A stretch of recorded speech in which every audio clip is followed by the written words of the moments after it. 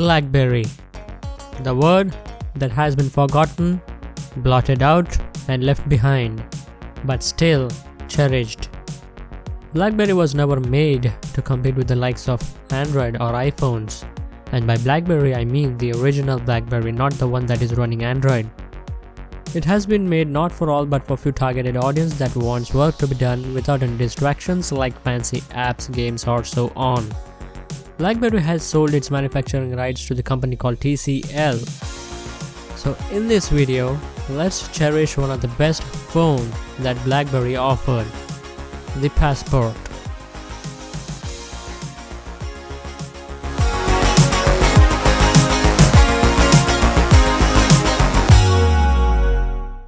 Starting off with the physical overview, on the top you can find the power on off button along with the 3.5mm audio jack. Volume rockers can be found on the right hand side along with the mute button that can also play or pause media. USB port can be found at the bottom, there is nothing to the left. Now coming to the specifications, I'll pause the video for a second or two so that you can have a look at the specifications.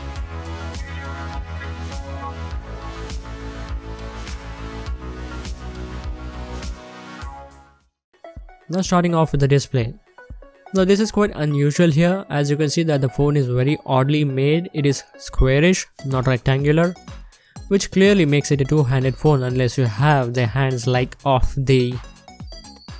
It comes with a screen size of 4.5 inches, 56.5% screen to body ratio and 1440 by 1440 resolution with a PPI of 453. It has Gorilla Glass 3 protection by the way, and it is an IPS LCD display. Watching videos on this phone may not be very familiar to you because the aspect ratio of the videos is generally 16:9 nowadays. So this Blackberry, being a gently squared phone, will not play those 16:9 video on the entire screen, but rather just in the middle of the screen, and you will find some huge black bars above and below the video. But when it comes to browsing, then this does an excellent job in that aspect. Reading on this device is nothing less than reading on the Galaxy device.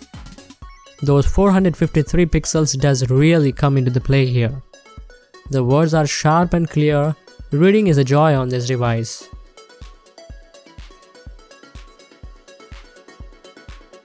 The design is something that makes this phone unique and different from others. I mean, where are you going to find this type of squared phone? At least I don't know. If you do, please let me know, that I'd be glad to know. However, the design does not interfere with the quality of the phone. The phone undoubtedly feels premium. The back is made up of leather or silicone material, which gives it good grip for holding the device firmly. And the sides are made up of metal, which also gives a rich look to the device. The software here is the typical Blackberry OS 10, which is pretty simple. No app drawer can be found. You can access your installed apps by sliding the screen to the right.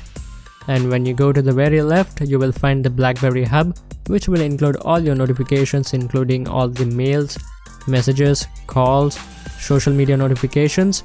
Of course, you can disable the ones that you don't need. As it is a Blackberry, for installing apps, you need to create a Blackberry ID and download apps through the Blackberry World or the Amazon App Store. You can access the quick settings menu by sliding from the top, and while you're in the middle of an app, simply slide up from the bottom of the screen to go back to home menu. And as you do that, the app continues to be running in the background. Close it by tapping on the cross mark. You can also find the shortcuts to dialer and camera on the bottom of the screen. Blackberry cannot be called as Blackberry without the legendary QWERTY keyboard. It is a QWERTY keyboard that is the main essence of Blackberry.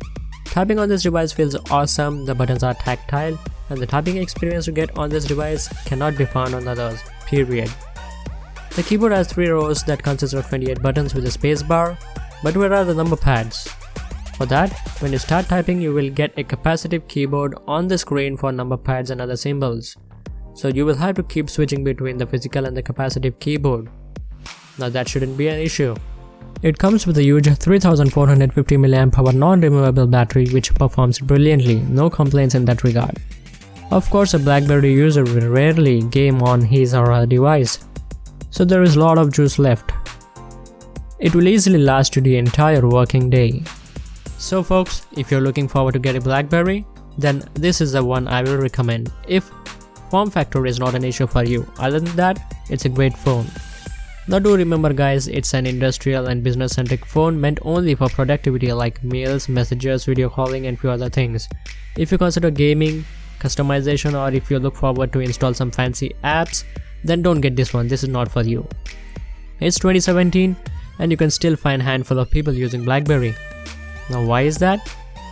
Like I told you guys, it's a business oriented, industrial, productive phone, blah blah blah. Maybe that would be the reason. But overall, it's a good phone. I enjoyed using it.